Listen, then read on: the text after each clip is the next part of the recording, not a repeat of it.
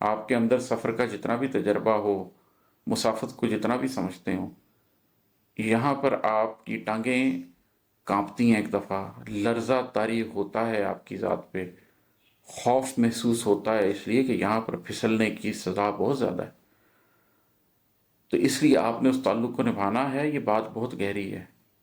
نبی کریم صلی اللہ علیہ وسلم کے ساتھ تعلق جوڑنے کے بعد اس تعلق کی اونچائی اور گہرائی کو سمجھنا اور اس کو نبھانے کے لیے پھر سر دھڑ کی بازی لگا دینا، یہ جاننا کہ یہ ضروری ہے، بے انتہا ضروری عمل ہے۔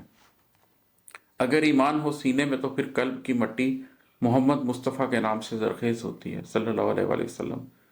یہ تو بڑی سادہ سی بات ہے کہ قلب کی جو مٹی ہے نا، اگر آپ کے اندر ایمان ہے تو پھر اس کی زرخیزی کے لیے جو آپ نے کھاد ڈالنی ہے نا، وہ درود ہی ہے۔ درود ابراہیمی پڑھتے جائیں پڑھتے جائیں پڑھتے جائیں، پروفیٹ صلی اللہ علیہ وآلہ وسلم کا نام لیتے جائیں، یہ مٹی زرخیز ہوتی جائے گی اور اللہ کی طرف آپ بڑھتے جائیں گے۔ ابھی تو ایک پہر ان کی محبت میں بتایا ہے، ابھی تو ذکر باقی ہے، ابھی تو رات ٹھہری ہے۔ یہ پوری پوری رات نبی کریم صلی اللہ علیہ وسلم کی محبت میں دینے کا نام ہے، آپ صلی اللہ علیہ وسلم سے عشق۔ اور ایک شعر چلیں اور سنا دیتا ہوں: خدا کے اذن سے ہی ہے شفاعت تو رسول اللہ، مگر کچھ امتی ہونے سے بھی امید بڑھتی ہے۔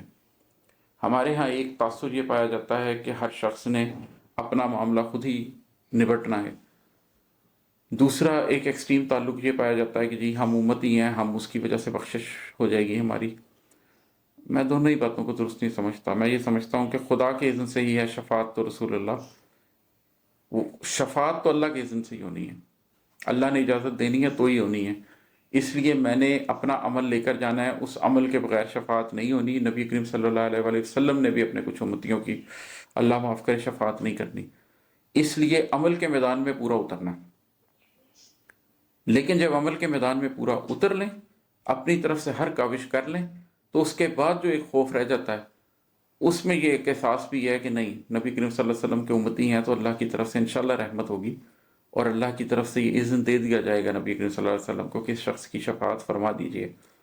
تو عمل کو پورا رکھنا ہے، لیکن ایک امید پروفیٹ صلی اللہ علیہ وسلم کے امتی ہونے کی وجہ سے رحمت کی، وہ بہرحال ساتھ رکھنی ہے، عمل چھوڑے بغیر عمل پورا رکھنا ہے، پورا عمل رکھتے ہوئے ایک امید رکھنی ہے کہ کیونکہ میں امتی ہوں اس لیے رحمت بھی ہوگی، لیکن تیاری انصاف کو سامنے رکھتے ہوئے کرنی ہے، امید رحمت کو سامنے رکھتے ہوئے کرنی ہے۔